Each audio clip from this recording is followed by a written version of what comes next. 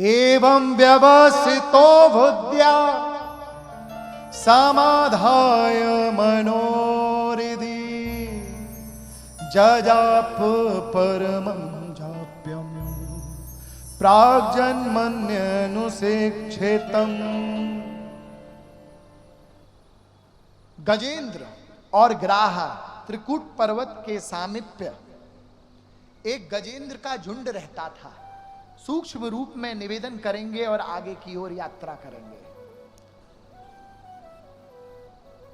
अपने साथी, अपने परिवार के साथ में, हथनियों के साथ में, अपने परिवार, अपनी संतानों के साथ में रहता था। उस त्रिकूट पर्वत के समीप एक विशाल नदी थी। उस नदी में ग्राहा रहता था। एक दिन उस गजेंद्र का भाव आया, चलो, प्यास भी लग रही थी और स्नान का भी भाव उद्दीत हुआ, चलो स्नान करने के लिए चलते हैं और प्यास भी बुझा लेंगे और परिवार के साथ तल्लीन होकर के स्नान भी कर लेंगे। समस्त अपने परिवार को लेकर के वह गजेंद्र उस सरोवर में प्रवेश किया। भूल गया कि उस सरोवर में ग्राहा भी रहता है और तल्लीनता से अपनी सूंड में जल लेकर के अपने ऊपर डालने लगा, सभी के ऊपर डालने लगा। लाज रखो गिरधारी, तल्लीनता से करने लगा। स्नान कर रहा है, अपने परिवार के सगे संबंधियों के साथ में विहार कर रहा है और ये भूल गया कि उसका काल नीचे है।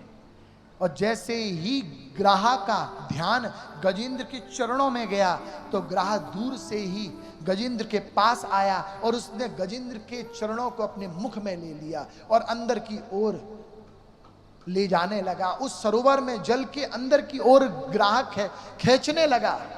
ऐसे ही होता है प्यारे। वो सरोवर क्या है? वो जीवन है। गजेंद्र कौन है? जीव है। ग्राहा कौन है? काल है। हम सरोवर रूपी इस संसार में इतने ज्यादा आसक्त हो जाते हैं कि ग्राहा रूपी काल हमारे जीवन में आता है। हमें इस चीज की परवाह नहीं होती है कि उस सरोवर में आसक्ति के बाद हम ये भी भूल जाते हैं कि हम मरेंगे। और जैसे ही हम 50 वर्ष की आयु हो जाती है और कोई संत हमारे द्वार पर आकर के कहता है, भैया अब तो भजन कर ले, तो कहते हैं अभी आयु क्या है, अभी तो 50 हुई है और अभी तो हमारे केस भी श्वेत नहीं हुए। तो संत कहते हैं वो बात छोड़ दे, पोल खुल जाएगी। कल ही तो डाई क्लीन करवा के आया है बालों की, नहीं तो पूरे सफेद थे। तो संत से कहते हैं कि कलिकाल में प्रभाव है महाराज, आज तो सुविधा है तो उसका लाभ प्राप्त करते हैं।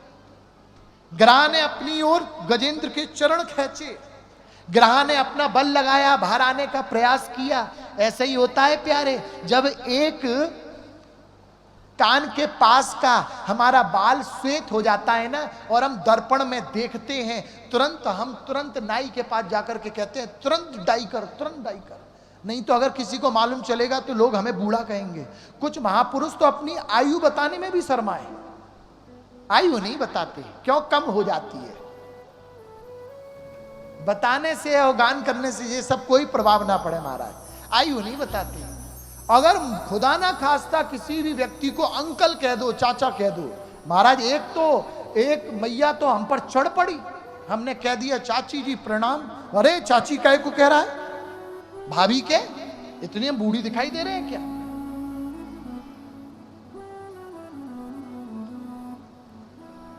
ऐसे ही करते हैं। जैसे ही ग्राहा अपने अंदर ले जाता है हम स्वबल लगाते हैं और फिर बाहर आ जाते हैं। फिर ग्राहा अपनी ओर खींचता है। पहले में केस श्वेत पड़ते हैं, हम डाई करवा लेते हैं। दूसरे में फिर दिखना कम हमें लगता है कि रोशनी कम हो रही है, तुरंत हम आंख वाले डॉक्टर के पास जाते हैं। कहते हैं अच्छा सा नंबर का चश्मा दे, अच्छा सा चश्मा दे जिसमें फ्रेम हम बड़साचे का लगाएंगे। ब्रांडेड फ्रेम लगा करके और नाना प्रकार के फ्रेम और लेंस लगा करके महाराज फिर क्या देखते हैं, आज जो महाराज अच्छी बढ़िया रोशनी आने लगी, बरसाचे का फ्रेम लगा करके नाना प्रकार के ब्रांडेड फ्रेम का प्रयोग करके अपने आप को फिर समझ बैठते हैं, हाँ अब हम अमर हो गए। फिर ग्रह अपनी ओर खींचता है प्यारे, फिर हम बल लगाते हैं। फिर क्या है, कभी कभी खाते खाते कोई पदार्थ टाइट ऐसा दांतों में फंस जाता है कि उसको निकालते निकालते कभी कभी दांत ही नीचे आ जाता है।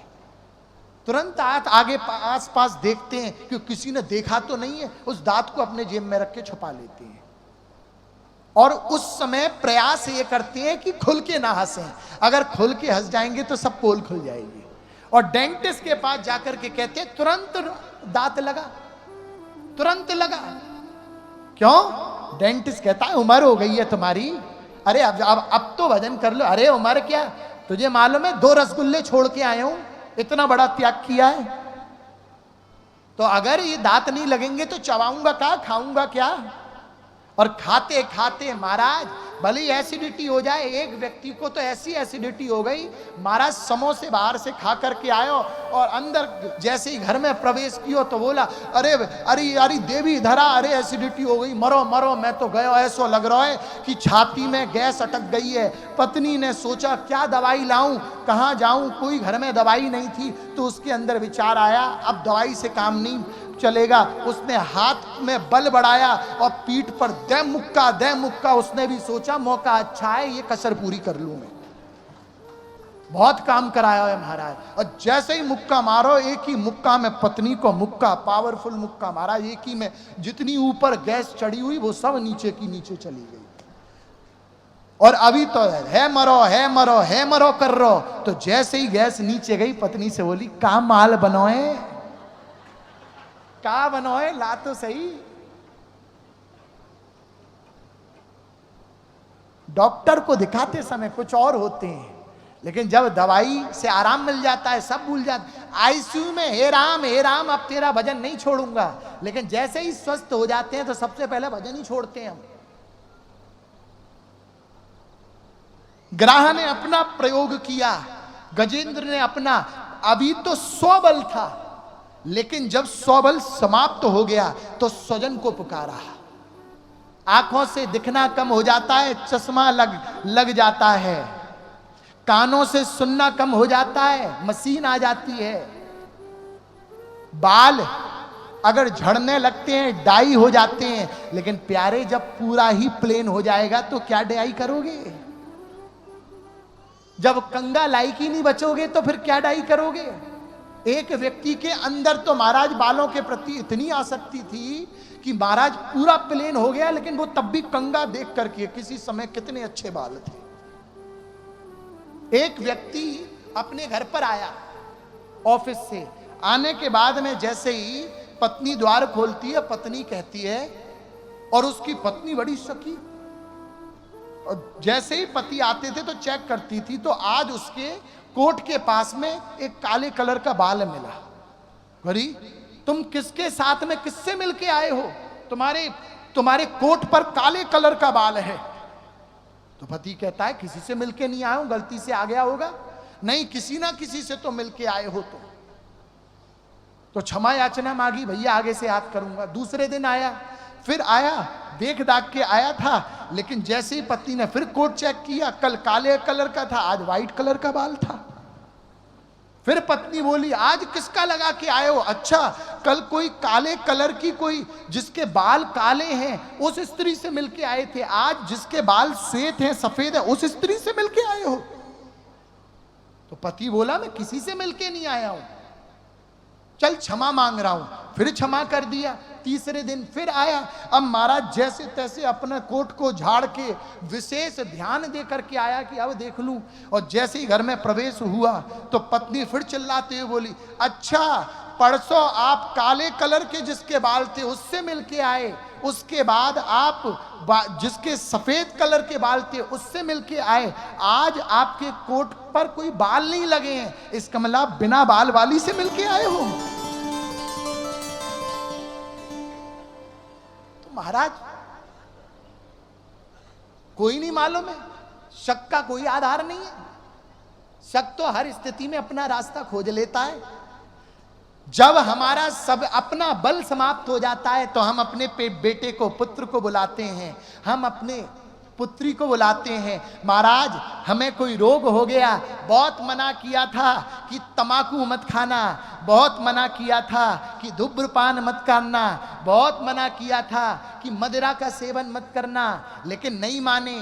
हमेशा यही सोचते थे, महाराज मैं तो भगवान का दूसरा भगवान अपने आप को बनते थे, मैं तो अजर अमर हूं। और खाते खाते एक बार किसी डॉक्टर ने हमें यह अंदेशा दे दिया कि भैया आपने स्मोकिंग ज्यादा करी है, आपको लंग्स का कैंसर हो गया, आपने गुटखा ज्यादा खाया है, आपको गले का कैंसर हो गया, आपने मदिरा का सेवन ज्यादा किया है, आपके जितना भी पेट है, लीवर है, वो खराब हो गया। अब कहां से दूसरा लीवर लाओगे? अगर ये धड़कन ही बंद हो जाएगी तो दूसरे की धड़कन ला करके दिखाओ प्यारे। याद रखना, सफेद को आप काला कर सकते हो, आप कानों में मशीन लगा सकते हो, आंखों में चश्मा पहन सकते हो, लेकिन एक बार डॉक्टर ये कह देना कि दिन के अब आपके जीवन में 1 महीना रह गया है, रोग आपका कैंसर 4थे स्टेज पर आ गया है, तो मैं देखूं कौन आपकी रक्षा करेगा। आईसीयू में आपके बेटे, आपके पुत्र आपको छोड़ देंगे। जब स्वजन बल पुकारा गजेंद्र ने तो स्वजन बल उसकी रक्षा के लिए आया, प्रयास करने लगा, लेकिन गजेंद्र के बल के आगे सभी का बल फीका पड़ने लगा। और रिश्तेदारों ने सोचा कि पूरा शरीर तो खराब हो चुका है, अब क्या इन्वेस्ट करना इस खराब शरीर पर। ऐसा ही होता है, कुछ दिन समय पूर्व हम ऐसा कहते थे कि अरे हम आपके बगैर रह नहीं सकते हैं, आप जो कहोगे हम आपके कदमों में वो डाल देंगे। और जैसे ही डॉक्टर कहता है कि अब जीवन में कुछ ही दिन रह गए हैं और डॉक्टर कहता है अच्छा इलाज कराओ, और आईसीयू में विराजमान अपने रिश्तेदारों को जब आप लेटा देखते हैं और काउंटर रिसेप्शन पर आप जैसे ही बिलिंग डिस्क पर जाकर के आपकी जो नोटों की गड्डियां जाती हुई आप देखते हैं तो आपके अंदर भाव प्रकट होता है, अरे बेफालतू में खर्चा कर रहा हूं, इससे अच्छा तो वो ऊपर ही चला जाए। जीवन की कड़वी सत्यता है। एक समय आकर के आपके परिवार के सदस्य आपके ऊपर इन्वेस्ट करना भी बंद कर देते हैं कि ज्यादा क्यों खर्चा करना, अंततः तो इसको जाना ही है। तो फिर प्रार्थना कर लेते हैं, हे ब्राह्मण देवता कोई महामृत्युंजय का ऐसा जाप करवाओ जो या तो ये पूरा ठीक जल्दी से हो जाए बिना इन्वेस्ट के, या इसकी टिकट कट जाए महाराज।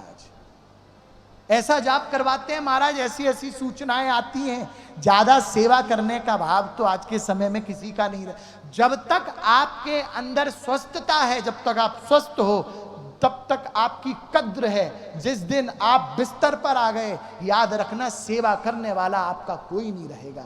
और उस स्थिति में अगर आपकी किसी ने सेवा करी तो याद रखना वो पुत्र नहीं है आपका, वो तो सुपात्र है, परम पिता परमेश्वर का कोई दूत है जो आपके पुत्र के रूप में आपके जीवन में आया है प्यारे। स्वजन बल लगाया, स्वजन बल भी छोड़ दिया, अंतिम समय में पूरा शरीर ढल गया, कुछ नहीं बचा। बोले क्या बचा? अंतिम समय में तो सिर्फ सूढ़ बची हाथी की। गजेंद्र की सूढ़ी बचती है। कहते हैं कि अंतिम समय में कुछ नहीं रहता, सब शरीर ढल जाता है, बचती तो सिर्फ बुद्धि है प्यारे, सिर्फ बुद्धि बचती है। जब स्वजन बल खत्म हो गया, स्वबल खत्म हो गया, तो उसको प्रेरणा प्राप्त हुई। लक्ष्मी जी ने आकाश से एक पुष्प फेंका, वो नदी में तैरते हुए, उस सरोवर में तैरते हुए उस गजेंद्र के सामीप्य आया। और जैसे ही गजेंद्र के सामीप्य आया, उस गजेंद्र ने उस कमल को स्वीकार लिया। लक्ष्मी कौन है? गुरु हैं। वो कमल कौन है? वो सत्संग है। जब जीवन में, आपके जीवन में कोई आपका साथ देने वाला ना हो तो गुरु के चरणों की शरण ग्रहण कर लो और गुरु के द्वारा सत्संग को प्राप्त कर लो। याद रखना, फिर दुनिया रक्षा करने के लिए नहीं आएगी। जिस प्रकार गजेंद्र की रक्षा करने के लिए साक्षात हरि भगवान का आगमन हुआ, उसी प्रकार आपकी रक्षा करने के लिए राधा गोविंद देव जी का आगमन हो जाएगा। लक्ष्मी जी ने कमल फेंका, जब अंतिम समय में आपको प्राप्त हो गुरु का ज्ञान, तो बुद्धि रूपी सूल में उसको विराजमान कर लेना। हरि भगवान ने अपने सिंहासन से रथ में विराजमान हुए, गरुड़ को आदेश दिया कि हे गरुड़, रथ जरा तीव्र गति से चलाओ। आज गरुड़ की तीव्र गति का रथ जो है वो अति तीव्र हो गया, और जब अति तीव्र रथ को आते हुए देखता, जब भगवान श्री हरि ने देखा कि मुझे लग रहा है कि इसके अंदर अभी बस इतनी गति है, इससे ज्यादा गति और नहीं ले सकता है, तो निवेदन आता है, ठाकुर जी को रहा नहीं गया, भगवान श्री हरि स्वयं उस रथ से कूद पड़े, और जिन्होंने गजेंद्र के चरणों को पकड़ा हुआ था अपने सुदर्शन चक्र से, पहले तो उस ग्रह के धड़ से मस्तक अलग किया, पहले तो उस ग्रह का संहार किया, पहले तो उस ग्रह के ऊपर हरि भगवान ने कृपा करी, तदुपरांत फिर गजेंद्र के ऊपर कृपा करी। प्यारे कहते हैं कि जो संतों के चरणों को पकड़ा होता है, परमात्मा पहले उसके ऊपर कृपा करते हैं, फिर अपने भक्तों के ऊपर कृपा करते हैं। पहले ग्रह को धाम की प्राप्ति करवाई, फिर गजेंद्र को धाम प्रदान किया। याद रखना, गजेंद्र का तो और ग्रह का उद्धार हो गया, लेकिन आज भी हम भटके हुए हैं। हमारा कैसे उद्धार होगा? बस एक ही कारण है हमारा। बोले कौन सा उद्धार हमारा होने का? राधा रमण, राधा रमण, राधा रमण, राधा रमण, राधा रमण, राधा रमण, राधा रमण, राधा रमण। ठाकुर भगवान श्री हरि का आगमन हुआ। श्री हरि भगवान ने अवतार धारण करके इस गजेंद्र मोक्ष के माध्यम से हम सभी भक्तों के अंदर निर्भयता का गुण प्रदान किया। बोल भगवान श्री हरि की।